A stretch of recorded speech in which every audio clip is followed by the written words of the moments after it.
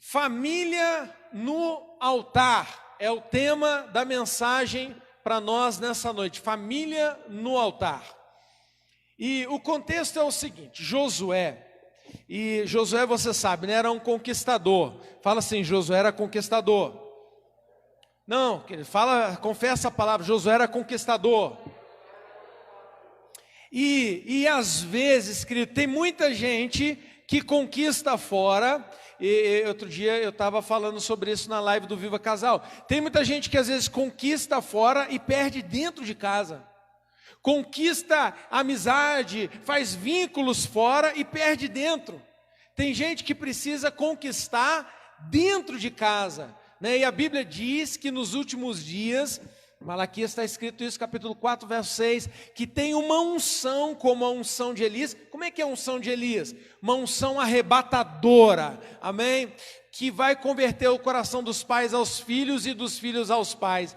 Mas aí não é pela carne, porque tem gente que quer fazer isso pela carne. Aí é na unção de Elias, é na unção do Espírito de Deus para fazer esse negócio, amém? Em nome de Jesus. Mas esse contexto aqui, Josué é um conquistador, Josué era um guerreiro, um homem valente, ouvia Deus, falava com Deus, foi sucessor de Moisés, começou jovem a caminhada, e muito jovem na verdade, e ele tinha um olhar diferente para a vida. Ele não enxergava problema, ele enxergava primeiro Deus. Lembra lá dos espias que Moisés enviou a Canaã para poder enxergar a terra? Pois Josué era um dos dois.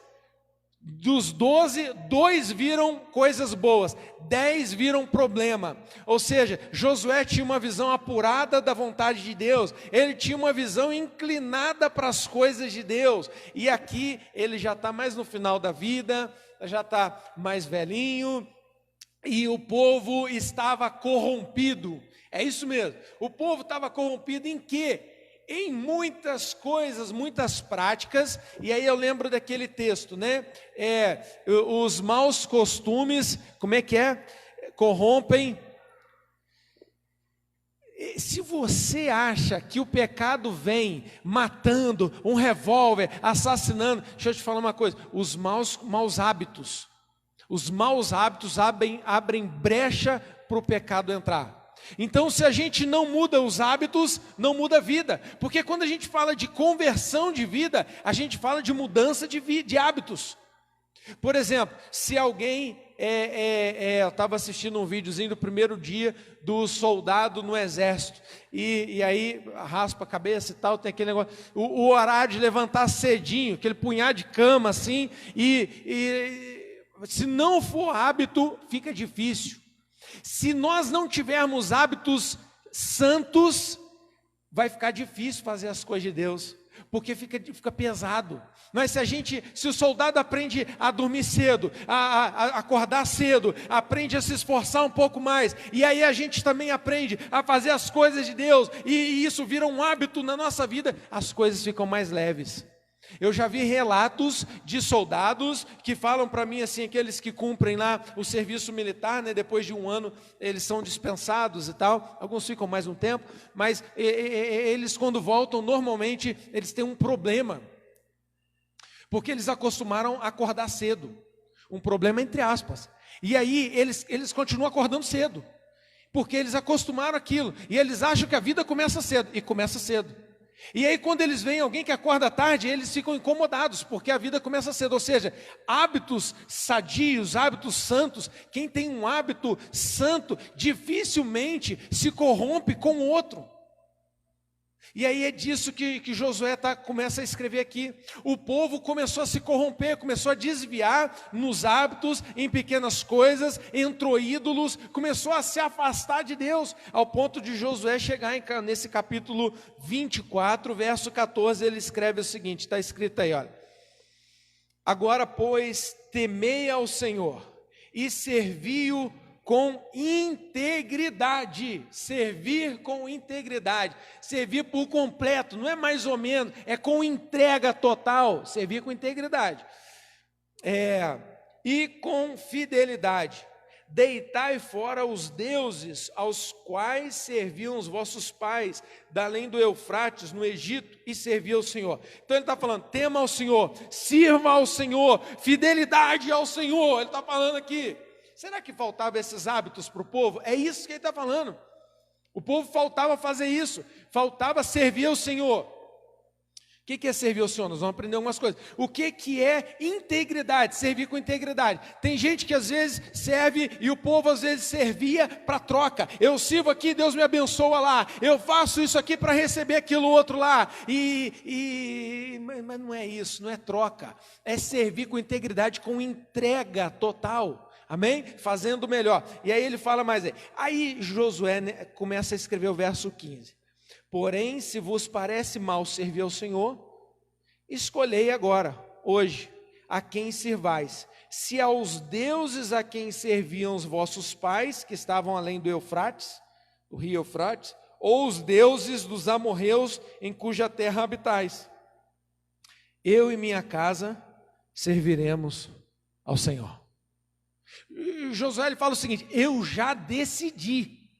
Vocês resolvam aí, o tempo não está mal, o tempo está muito mal, o tempo não está fácil, o tempo está mal, pessoas se corrompendo, pessoas servindo de qualquer jeito, pessoas sem fidelidade, pessoas, o que mais que ele falou aí? Com integridade e fidelidade, pessoas que não se entregam, pessoas que negociam, pessoas que não têm fidelidade ao Senhor e pessoas que não servem ao Senhor. Ele está falando, agora vocês escolham, porque eu já escolhi. Ele falou, eu e a minha casa, ele fala em nome da família dele. Ele fala em nome da família e aí eu aprendo algumas coisas, porque tem gente que às vezes não conquista nem dentro de casa, e não tem voz ativa na direção de Deus. Às vezes um quer servir ao Senhor, o outro quer outra coisa, um quer ser fiel, o outro quer qualquer outra coisa, um quer dormir, o outro quer descansar, um quer ir para o lado A, o outro para o B, e ele lidera, ele fala, a direção do Senhor é essa, a minha família vai nessa direção. Ah, querido, é muito poderoso isso aqui. Ele fala assim, ó, vocês decidam o que vocês vão fazer, mas eu e minha casa já decidimos, nós serviremos ao Senhor. E aí, esse verso 15 aí, você vai ver que na sequência o povo fala assim, e me lembra até Malaquias, porque o povo fala assim, não, a gente serve ao Senhor. Aí Josué, não, vocês fazem isso. Aí Josué fala assim, e a postura de vocês não é agradável ao Senhor. Não, a nossa postura é boa. O povo que achava que estava certo, que fazia tudo certo, e Deus e Josué liderando o povo e exortando, e o povo se achando correto. E aí ele fala, então, e eu quero te falar uma coisa, tem um momento na nossa vida que a gente precisa decidir qual o rumo da nossa casa. Parece que às vezes o mundo aí fora aí nos influencia para mudar os hábitos. O mundo aí fora aí. Agora, digamos que aqui fosse um exército assim, né? Aqui levanta cedo. O mundo lá fala assim, não precisa levantar cedo não. Para que esse negócio de santidade? Não precisa disso tudo não. Aqui a gente ensina sobre ser fiel nos dízimos, nas ofertas e tal. O mundo lá fora desconstrói tudinho do que a gente ensina aqui. A gente ensina a fidelidade no casamento, um ao outro. E aí o mundo lá fala, não, isso aí é bobeira. Isso aí está ultrapassado. E aí, hoje a palavra do Senhor para nós é a seguinte, decidam agora quem servais, se aos deuses que existem por aí, ou ao Deus vivo e verdadeiro. Mas eu e minha casa já decidimos, nós serviremos ao Senhor. Amém? Existe um momento que a gente precisa de decisão, a gente precisa assumir uma decisão, precisamos proclamar uma decisão, precisamos assumir mesmo. Assumir não é só ficar falando, sabe aquelas pessoas que assistem vídeos motivacionais ou de coaching, e aí ele fala assim, não, eu vou vencer, eu vou enriquecer, vou ser milionário, eu vou inventar um produto novo, eu vou criar alguma coisa, e você passa uma semana, a pessoa, nada.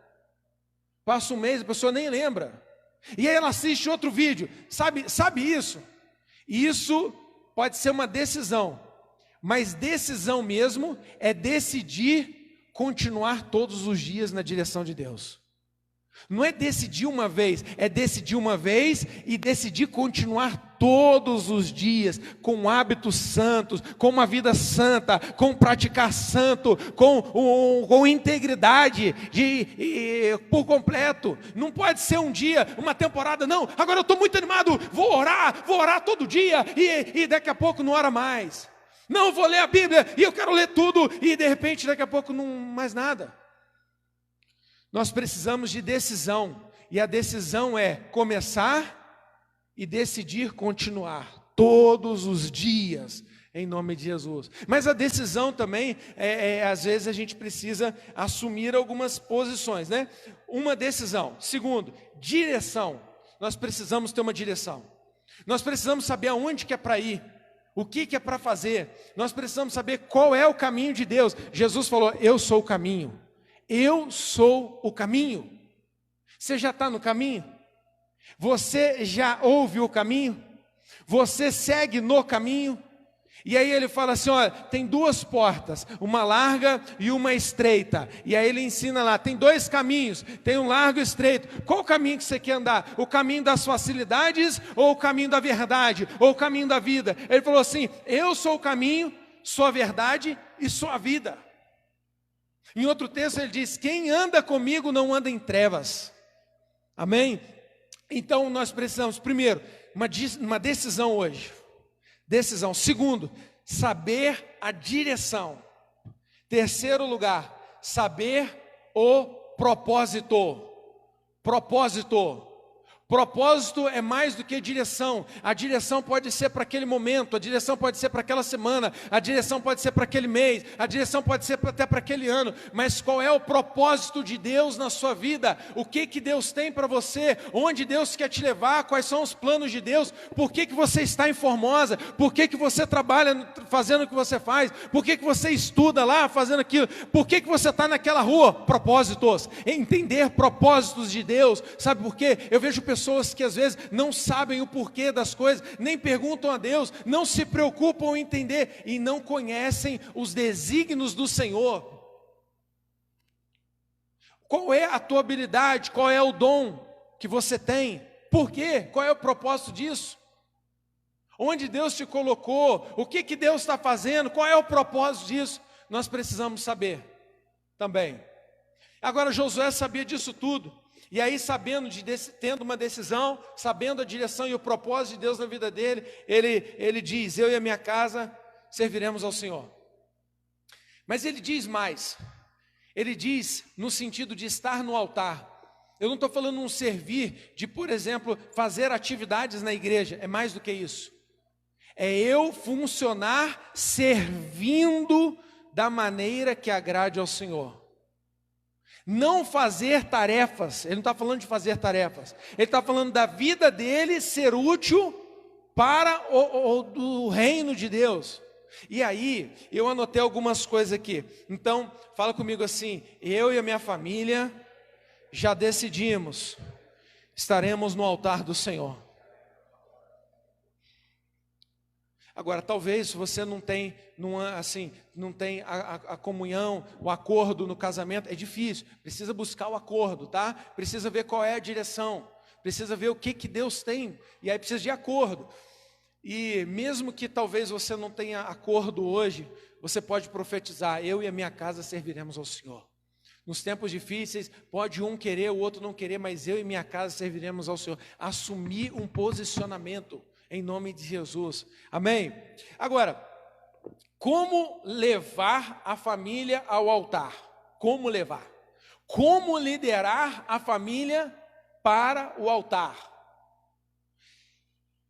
Duas coisas. Primeiro, levando a família a cultuar ao Deus vivo e verdadeiro. Cultuar, reconhecer Deus, declarar adoração a Deus, a declarar que Ele é Senhor das nossas vidas e prestar culto a Ele, prestar adoração a Ele. Sabe, tem gente que às vezes tenta vencer de tudo e sabe, conhece a Bíblia, conhece muita coisa, mas falta prestar culto a Deus.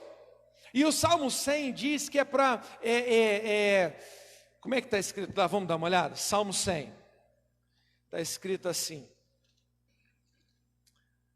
celebrai com júbilo ao Senhor. Deus gosta de júbilo. Deus gosta de júbilo, precisa celebrar. Todas as terras, servir de novo, ao Senhor com alegria. Não dá para ser com pesar, querido, sabe? Não dá para ser arrastado, não dá para ser empurrado, tem que ser por espontaneidade, tem que ser por boa vontade, tem que ser por alegria, tem que ser voluntariamente, não pode ser, e tem que ser com alegria.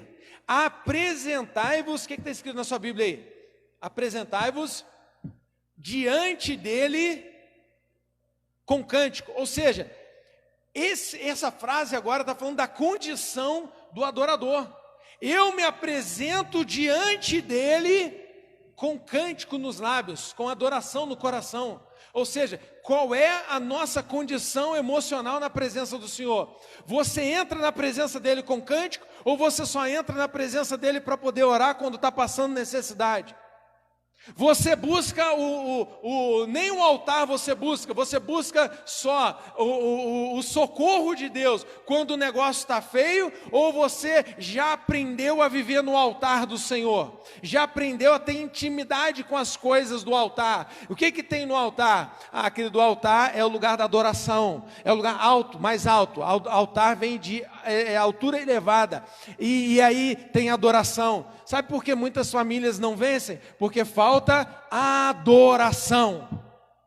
Conhece a palavra, conhece muita coisa, mas falta a adoração em espírito e em verdade. E aí, segunda coisa, prestar culto, né? Prestar culto. E aí, Romanos capítulo 12, verso 1, diz que é para a gente apresentar os nossos corpos como sacrifício vivo e culto racional a Deus. Então, as nossas atitudes servem de adoração a Deus. Segundo, o nosso serviço. Foi falado aí muitas vezes, serviço. Minha casa serviremos. O que é servir? É você servir mesmo, é você valer, você ter funcionalidade nas mãos do Senhor. É você estar à disposição para servi-lo. A quem que a gente serve? A quem que a gente serve? A Deus ou a homens? Essa é uma grande questão. A gente serve a Deus. A gente teme a Deus, não a homens. Mas a gente teme a homens também por amor a Deus? É. Agora, a gente serve a Deus e não serve a homens? Não é isso que é o reino. Deus mesmo organizou o reino, tem uma maneira, o reino tem uma maneira, todo governo tem uma maneira, tem pessoas em nome do governo, tem autoridades em nome do Senhor, tem autoridades em nome do governo, do presidente tem, do governador tem, do prefeito tem autoridades em nome dele, que se ele chegar, ele tem autoridade em nome do Senhor para representar, para fazer, e nós servimos a Deus, mas servimos a homens, porque tem muitas pessoas que falam assim: não, eu sirvo, se Deus falar comigo, e aí fica esperando Deus falar, mas às vezes Deus está falando através da liderança, Deus está falando através de um irmão, de outro irmão, está chamando para alguma coisa, está dando uma direção para uma determinada situação, e a pessoa está esperando Deus, e Deus está falando. Lembra aquela história do socorrista lá, da pessoa que estava no barquinho lá na ilha lá e tal, mandou o helicóptero, Deus manda o helicóptero, a pessoa: não, estou esperando é Deus. Aí manda uma lancha: não, estou esperando é Deus. Manda não sei o quê, manda um monte de coisa, não, estou esperando, Deus morreu. Aí depois pergunta para Deus: o Senhor não foi lá me salvar? Mandei um monte de gente. Você rejeitou. Então, nós precisamos entender: servimos a Deus, mas em nome do Senhor, servimos também a pessoas em nome de Deus. Amém, querido? Agora, nós somos corpo, alma e espírito. Bom, semana passada a gente falou, não sei se você assistiu o culto, pega lá no Facebook, lá, dá uma olhada, foi uma bênção.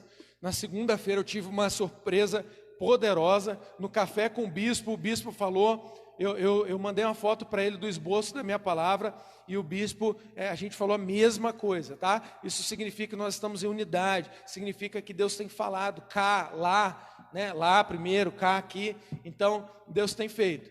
Agora, nós precisamos entender uma coisa: somos corpo, alma e espírito, amém ou não amém? Corpo, alma e espírito. Como que é servir a Deus? Aí falou lá, né? Eu e minha casa serviremos ao Senhor, adoraremos ao Senhor. É no corpo, na alma ou no espírito que a gente adora a Deus? É no corpo, na alma ou no espírito que a gente presta culto? É no corpo, na alma ou no espírito que a gente lidera pessoas? É no corpo, na alma, no espírito? O que é que a gente canta louvores?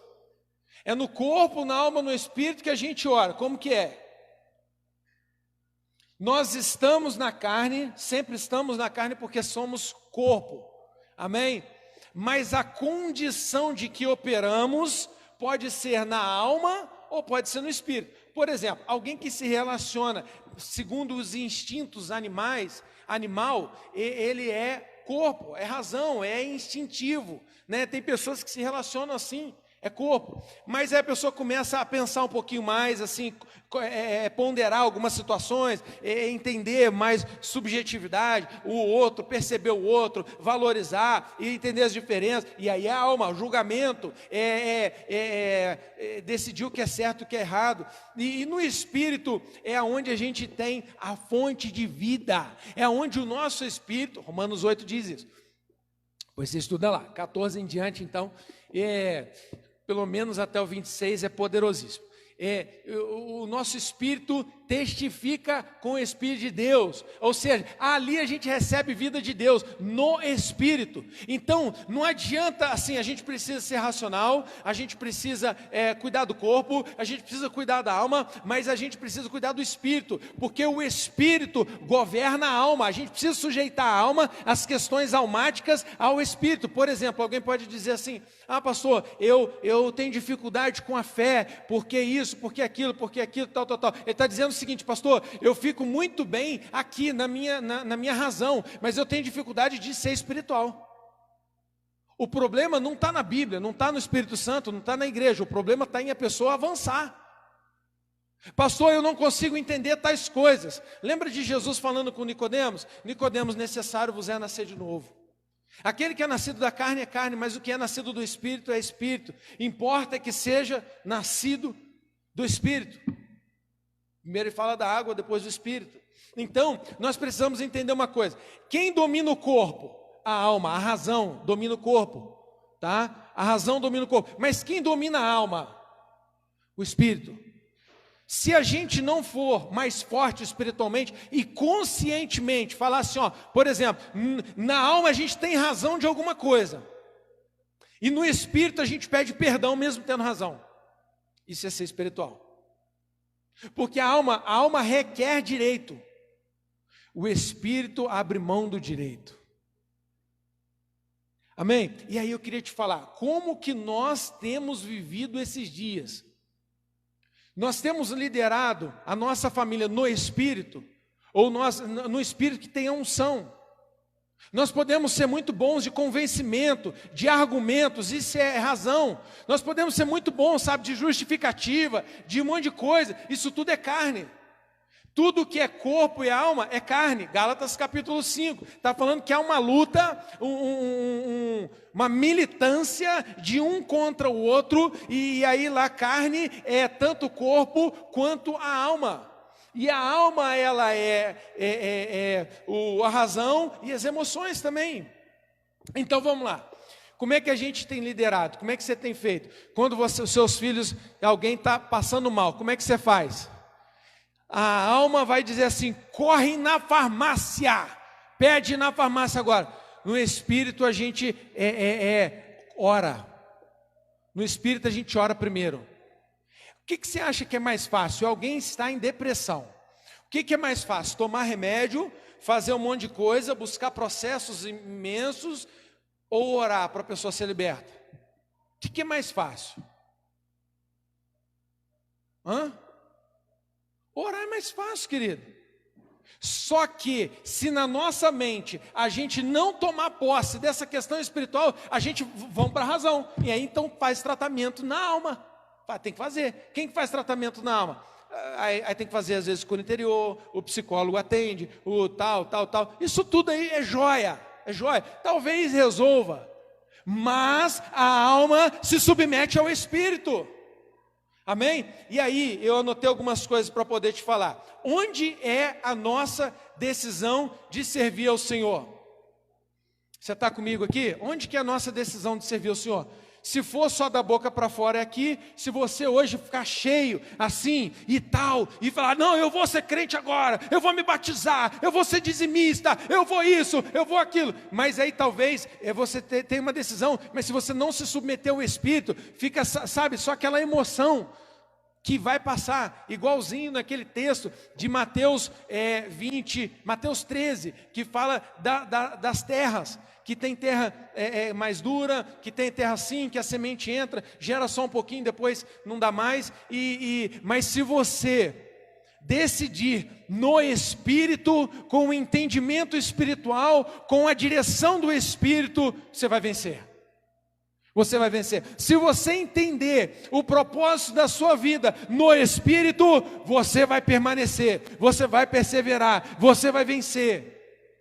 E aí, eu quero, para a gente passar adiante, te falar o seguinte: qual é o caminho até o altar? Qual é o caminho até o altar? Porque a gente vai falar assim, não, então tá, pastor, eu quero esse negócio, eu e a minha casa serviremos ao Senhor, a gente vai mudar de vida e tal. Qual é o caminho até o altar? Queria te falar hoje. Tem 3 passos até o altar. Mas você sabe o que? Quando a gente para pensar, qual é o caminho até o altar? Presta atenção aqui. Deixa eu te falar uma coisa. Está livre o altar para você se achegar. Tem muitas pessoas que não querem se achegar ao altar. Tem as pessoas que não fazem questão nenhuma do altar. Só que buscar o altar é o que está escrito em Mateus capítulo 6, verso 33. Buscar o reino em primeiro lugar, e as demais coisas serem acrescentadas. Então, às vezes a pessoa fala assim, irmão, presbítero Daniel, preciso buscar o Senhor em primeiro lugar, hein? Mas o que é buscar em primeiro lugar? Entrar na direção do altar. Caminhar na direção do altar. Isso é buscar o Senhor em primeiro lugar.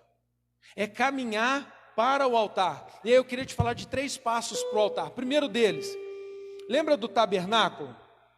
O tabernáculo ele tinha 3, eu até mandei aí, mas acho que não passou aí não, né?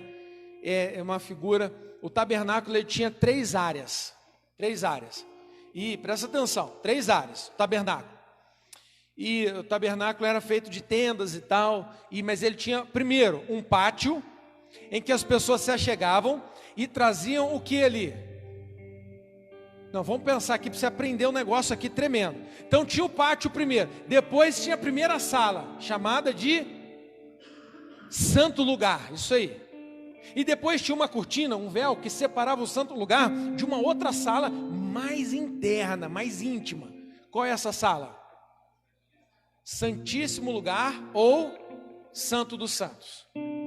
É esse lugar mais íntimo. Tá, deixa eu te falar uma coisa. Aqui é o altar, mas deixa eu te falar. Ninguém chega ao altar se não entrar no pátio. E muitas vezes nas nossas vidas, muitas pessoas, às vezes eu ouço, pastor, não, mas eu não estou conseguindo, pastor, e tal, eu não consigo me manter firme. Às vezes tem dificuldade de ler a Bíblia, porque você quer passar daqui de fora, cá para dentro. Mas é uma evolução. 3 lugares, 3 passos: o pátio, o santo lugar e o santíssimo lugar. Agora, quando Jesus fala assim, presta atenção, quando Jesus fala assim, olha, eu sou o caminho, a verdade e a vida. Para todo judeu, na cultura judeu, falar isso, caminho, verdade e a vida, significa tabernáculo. Por quê? Porque o pátio é o caminho. O pátio é o caminho de entrada. Então quando Jesus fala, eu sou o caminho, a verdade e a vida, Ele está falando o seguinte, em mim vocês têm comunhão plena com Deus. Em mim vocês encontram os altares. É isso que Ele está falando. Então são 3 passos. Primeiro, o pátio. E o pátio então é caminho. Pátio é caminho. Para você ficar mais fácil, pátio é caminho. Segundo tem o quê? Santo lugar. Santo lugar é a verdade. Verdade. Tem as verdades ali para a gente. E a verdade liberta, é verdade. Amém? E o terceiro lugar, o santo dos santos, o santíssimo lugar, é a vida. A vida de Deus está lá. A vida no Espírito está lá.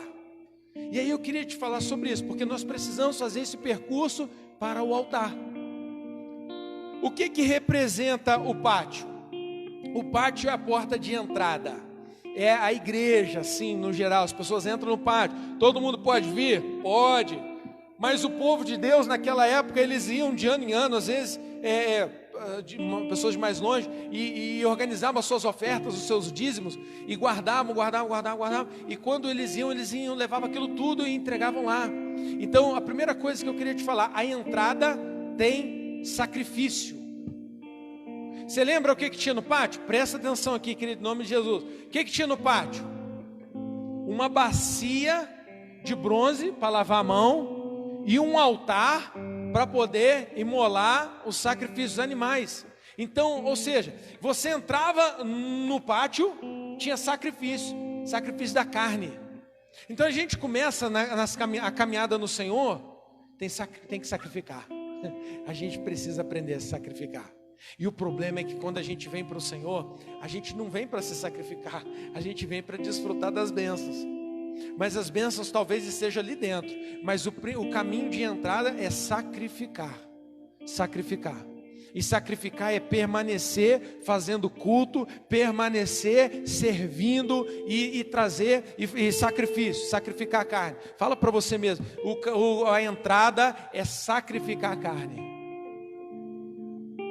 Sacrificar a carne. Ai, pastor, eu estou com tanta dificuldade porque você não está com vontade de sacrificar a carne. Ai, pastor, está tão difícil. Ninguém falou que é fácil, mas tem vida, tem verdade, tem vida abundante. A verdade nos liberta, amém? Porque o povo ficava muito ali no pátio, não era qualquer um que entrava, eram os sacerdotes que entravam. E aí tinha gente, as pessoas eram limitadas, elas não entendiam o que tinha lá. Tinha que entrar um sacerdote para ouvir o que Deus falava lá, para trazer para o povo cá fora. Mas hoje temos liberdade. Só que tem muitas coisas que nós só vamos entender no caminho, na verdade. Diz a Bíblia, conhecereis a verdade, e a verdade nos libertará. A gente precisa avançar para a verdade. A gente precisa avançar para o santo lugar. E o pátio, qualquer um pode chegar. Só trazer oferta e fazer sacrifício. Para o judeu não tinha culto sem oferta. Não tinha. Segundo lugar, segundo passo, santo lugar, verdade. O que tinha no santo lugar? Vamos lá, você entrava assim, depois você pesquisa lá, eu já comentou, eu vou postar lá no grupo lá, depois para vocês olharem lá. A pessoa entrava no santo lugar, tinha três coisas, presta atenção. À direita tinha uma mesa dos pães da proposição. Quantos pães? 12. Simbolizava as tribos, mas simboliza a construção de Deus através dos apóstolos também, mas simboliza os números de Deus ali da nova cidade, simboliza as lideranças, 12 pães. Aí à esquerda, de frente assim, tinha o quê? Um candelabro de 7 velas. Eu tenho um lá de enfeite, lá na minha estante, lá, não sei se você já viu, mas tem um candelabro lá, 7 velas. Aquele que tem um arquinho assim e tal, lindo, 7 velas. E na frente tinha um altar de incenso. Então, o que significa esse lugar, o santo lugar, a verdade, o caminho do altar? A gente precisa conduzir a nossa família nessa direção. A gente precisa, parar de perder tempo com o mundo, com as influências do mundo e conduzir a nossa família nessa direção. O propósito de Deus está lá dentro. A direção de Deus já foi dada, mas a decisão é aqui, a direção é avançar, e o propósito está lá dentro. Por que tem muitas pessoas que não sabem o propósito da vida? Porque vivem na razão, muito racionais, precisam ser provados por A mais B, e muitas vezes Jesus não respondeu, ou falou para as pessoas, isso aí eu não vou responder não, vou responder. Porque tem coisa que a gente não precisa, a fé, ela não é um livro de explicações, uma enciclopédia Barça antiga. Não sei se você teve lá na sua casa lá, que você olhava qualquer coisa lá, tinha uma grande explicação lá. Não é isso. O Senhor não quer te dar uma explicação, Ele quer te dar uma experiência. A explicação já tem na palavra, só você ler. Mas o Senhor quer mais do que explicação, Ele quer te dar uma experiência. E aí você precisa avançar. Ouvir a história dos outros. Que testemunho lindo. Aquele irmão tem um chamado. Joia. Mas Deus quer te dar uma experiência. O Senhor está te chamando para entrar. O Senhor está te chamando para ficar contando a história dos outros, para você contar o testemunho dos outros. Joia, mas o Senhor quer que você tenha a sua experiência. Amém? Então o segundo lugar é a verdade, é o santo lugar. Por que os pães? Presta atenção, o que simboliza? O primeiro significa sacrifício. Então a gente precisa aprender a se sacrificar, querido. A gente precisa fazer culto com sacrifício. A gente precisa servir com sacrifício. A gente precisa se apresentar com sacrifício. Não tem essa, ele só vai dar certo só se tudo der muito certinho. Não é assim, querido. Precisa de sacrifício. Jesus falou que sem esforço não conquista o reino. Não conquista o reino, estou te falando, querido. Sabe, tem uma teologia por aí que as pessoas acham, não, é de Deus, vai tudo se encaminhar sem lutar? Não sei, querido, não é verdade. Jesus, Mateus capítulo 4, foi tentado por Satanás no deserto e Deus permitiu. Então não é isso, me perdoe, não é isso. Se você quer facilidade, você não entendeu ainda. Agora, se você quer vencer gloriosamente, aí Deus quer isso também. Amém? E aí, pães, qual que é o segundo, aqui dentro, qual que é o sentido? Comunhão no Espírito. A gente precisa avançar dentro de nós, corpo, alma e espírito. Nós precisamos sair da alma, sabe, e ser mais espirituais. Nós precisamos ser mais espirituais. É no Espírito que a gente entende a graça de Deus, que a gente não é merecedor de nada. Porque na carne a gente fica falando de direito, a gente fica justificando, a gente fica sujeitando, pedindo o meu direito, porque isso, porque aquilo. Mas no Espírito a gente entende que a gente não é merecedor de nada. A graça do Senhor nos alcançou, e isso não é dom de Deus, para que o homem se glorie, se vanglorie, vem do Senhor. E aí, o que é o pão? Comunhão com os irmãos. Comunhão com os irmãos. Pão é alimento, mas é o símbolo da comunhão. Jesus se despedaçou ali e se repartiu entre os irmãos. Então é o pão da comunhão, mas não é uma comunhão de, e aí, joia, beleza? Tal. Não, é uma comunhão no Espírito, é uma comunhão que edifica, é uma comunhão que contribui espiritualmente, não é uma comunhão na carne e nem exatamente na alma, é uma comunhão no Espírito, é saber que quando eu estou junto com meu irmão, eu sou fortalecido nessa comunhão. A Bíblia diz que é melhor ser dois do que um, a Bíblia diz que com bom e com suave que os irmãos estejam em união. E aí a união não é um negócio racional, essa comunhão com os irmãos não é um negócio racional. Não, eu vou ver se dá, e tal, não é prioridade agora. Querido, a verdade para nós, a verdade que liberta é que Deus tem para nós uma intimidade no Espírito, uma comunhão. Se você nunca experimentou isso, talvez você precise pedir para experimentar. Mas sabe, aquela dor de estar distante dos irmãos, de sentir falta de ser ministrado, da igreja, dos irmãos, da comunhão, sabe esse negócio? Isso a gente sente no Espírito, porque na alma, na mente, a gente se ocupa de muitas outras coisas, e tem gente ocupando o lugar do Espírito com muitas coisas do mundo, tem gente se enchendo com muitas coisas do mundo. Então comunhão espiritual com os irmãos, pão, comunhão, aí precisa comer, precisa comer, o sacerdote prepara e o povo come. Comer. Lado de cá tem o candelabro às 7 velas. Abre rapidinho. Isaías capítulo 11.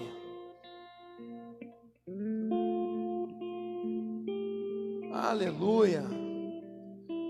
Isaías 11. O que representa essas 7 velas? Olha aqui para mim. Essas 7 é um candelabro, um instrumento com 7 velas. O que representa essas 7 velas? Representa os 7 Espíritos de Deus. Mas Deus é um só Espírito, mas Ele tem 7 maneiras de nos capacitar. Olha Isaías 11, 2. Repousará sobre ele o Espírito do Senhor. Espírito do Senhor. Então o Espírito do Senhor é de senhorio, de liderança. Espírito de sabedoria é outra lâmpada. Espírito de entendimento é outra lâmpada. Espírito de conselho é outra lâmpada. De fortaleza é outra lâmpada. De conhecimento é outra lâmpada. E de temor do Senhor é outra lâmpada. 7 lâmpadas, é aí. Mas agora, veja bem, você chegou aqui diante do candelabro. Quem que acende o candelabro? Somos nós. É cada um de nós que acende a presença do Espírito Santo nas nossas vidas. É cada um de nós que acende as 7 velas ali, e talvez alguém não tenha 7 velas, mas pode acender no Espírito, e isso é no Espírito, não é racionalmente não, é no Espírito. Sabe por que tem muita gente que não acende? Porque isso aqui não é um negócio, não é eu faço e eu recebo, eu retiro, não é isso, é no Espírito, sabe? É no Espírito que a gente tem comunhão, nosso Espírito testificando com o Espírito de Deus. Romanos 8,16, Romanos 8,26 também. Então é no Espírito. Nesse lugar aqui é lugar de intimidade no Espírito, comunhão no Espírito, comunhão com os irmãos, agora comunhão com o Espírito, comunhão espiritual, e agora comunhão com o Espírito para poder acender essas coisas. Você já viu que tem gente que tem mais capacidade do que outro, tem gente que tem mais conhecimento, tem gente que, e é uma ação do Espírito Santo. Tem algo natural, mas eu não estou falando de algo natural, estou falando de algo espiritual. E aí, joia, e aqui na frente assim, tem um altar de incenso.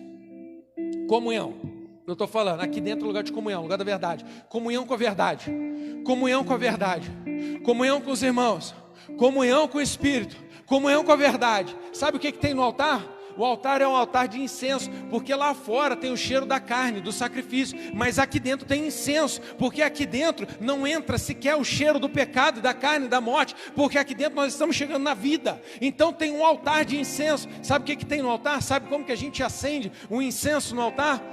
Com jejuns, com oração e com adoração. Com jejuns, com oração e com adoração. Com jejuns, com oração e com adoração. Com jejuns, com oração e com adoração.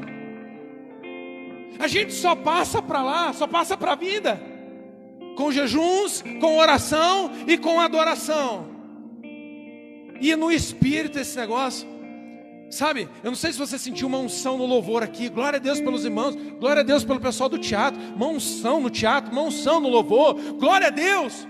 Por quê? Porque não é na carne, é no Espírito.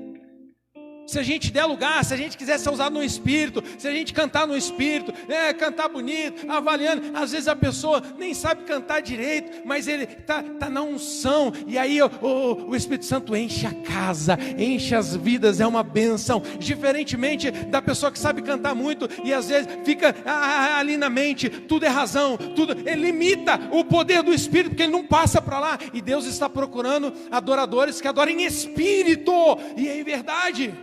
Em espírito, em verdade. Comunhão espiritual com os irmãos, comunhão íntima com o Espírito Santo, jejum, oração e adoração. Lembra que eu falei que muitas famílias não vencem porque falta adoração? Sabe da palavra, sabe da lei. E deixa eu te falar uma coisa, cuidado, porque tem muita gente usando a palavra para poder se justificar, para debater. E a Bíblia diz que a letra mata, mas o Espírito vivifica. Nós precisamos ser cheios do Espírito. Famílias precisam ser cheias do Espírito. Quantos propósitos vazios do Espírito, quantas decisões vazias do Espírito, quantas decisões não motivadas em Deus. E aí a gente avança agora, o terceiro passo e o último é Santo dos Santos, o Santíssimo Lugar. O que tem lá dentro? A Arca da Aliança, a Arca do Concerto. A Bíblia dá 12 nomes diferentes, 12 nomes, mas o mais usado é a Arca da Aliança ou a Arca do Concerto. E a arca, ela tem assim, nas suas extremidades assim, o que ela tem? Você sabe ou não? Asas. Quantas asas tem nela? 2. São anjos que trazem. O que tem dentro da arca? As tábuas da lei, palavra viva. No último passo aqui tem vida, tem total dependência. Só que aqui é o seguinte, a gente não chega lá porque a gente está com pressa. A gente chega lá porque a gente está totalmente entregue. E a gente investe todo o nosso tempo. A gente, gasta o nosso tempo. A gente quer mais do Senhor. A gente passa tempo com o Senhor. Não é aquele negócio rapidinho. Senhor, só tenho 15 minutos aqui. Vou dentro do ônibus orando. Eu vou dentro do carro aqui e tal. Vou fazendo isso aqui. Não.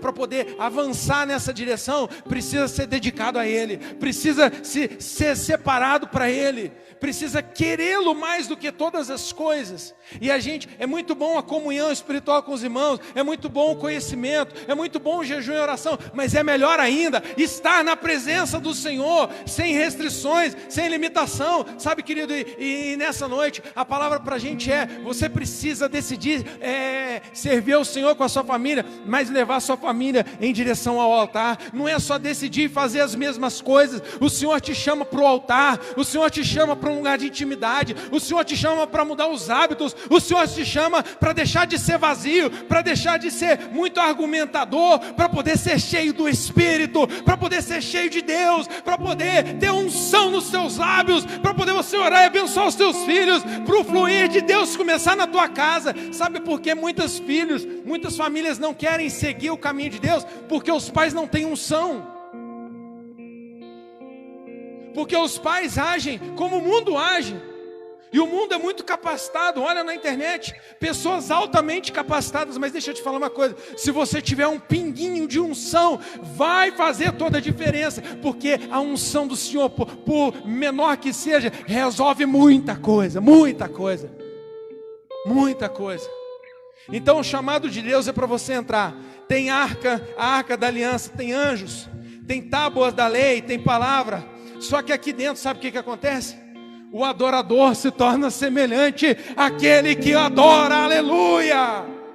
Aqui dentro a gente fica mais parecido com o Senhor. Aqui dentro, sabe, a gente ouve o Senhor, entende os propósitos. Alguém me diz: pastor, mas Deus tem alguém para eu poder casar? Tem. Se você chegar lá, Deus fala. Mas se você estiver correndo precipitado, você não vai ouvir. Sabe, Deus não fala do nosso jeito, Deus não fala para nos agradar. Nós que precisamos agradá-lo para poder ouvi-lo. Não é Deus que tem a obrigação de nos falar. O que tem na Bíblia já está dado. Se a gente quer ouvir alguma outra coisa, nós precisamos buscar os altares do Senhor. E essa é a direção para as nossas vidas. Total dependência. Aqui no Santo dos Santos é total dependência. O rei Davi falou: eu espero o Senhor o dia todo. Se o Senhor, a tua presença, ela me satisfaz. Um punhado de salmo que ele compôs foi lá dentro. Que inspiração! Onde você acha que estava a inspiração? Estava lá dentro. Lá dentro. E eu quero terminar dizendo para você o seguinte: nesse mês de julho, nós traremos ministrações durante o mês inteiro sobre família, mas sobre como você ser verdadeiramente vencedor. Sabe, querido, é uma decisão, precisa de direção e precisa entender propósito. Eu estou falando para você hoje, você precisa de uma decisão, a decisão é com você.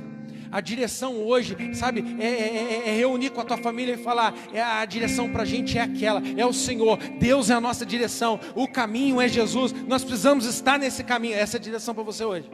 E o propósito, chegar nos altares. Josué falou: eu e minha casa serviremos. Eu e minha casa serviremos. O que é servir? É ser útil nas mãos do Senhor. Ser útil nas mãos do Senhor. E eu me lembro daquele centurião romano de Mateus capítulo 8. E ele encontra Jesus e ele fala para Jesus: Senhor, primeiro ele mandou um servo para ver Jesus, porque ele não se achava digno de entrar na presença do Senhor, sabe? E aí ele vai encontrar Jesus e fala: se o Senhor liberar uma palavra só, apenas uma palavra, o meu servo que está lá em casa, possivelmente o filho dele, o meu servo que está lá em casa, ele vai ser curado. Basta só uma palavra do Senhor. Não, eu vou lá na sua casa. Não, eu não sou digno do que o Senhor esteja na minha casa. Que coisa, querido. E hoje nós vemos pessoas se achando tão dignas, dando direções, querendo falar de razão. E aí sabe o que Jesus falou para os discípulos daquele centurião romano? Eu não sei se você entendeu. Centurião romano, da guarda romana, líder de 60 a 100. Centurião é isso, de 60 a 100 líderes ele liderava, e ele era romano. E aí Jesus vira para os discípulos e fala assim: olha, em todo Israel nunca se viu uma fé como a desse homem. Ele entende de honra e autoridade. Ele entende de honra e autoridade. Querido, se nós não entendermos de honra e autoridade, não entra. não entra, a gente não avança no caminho. Se a gente achar que é pelo que a gente faz, a gente vai nada, querido, vai nada, não vai.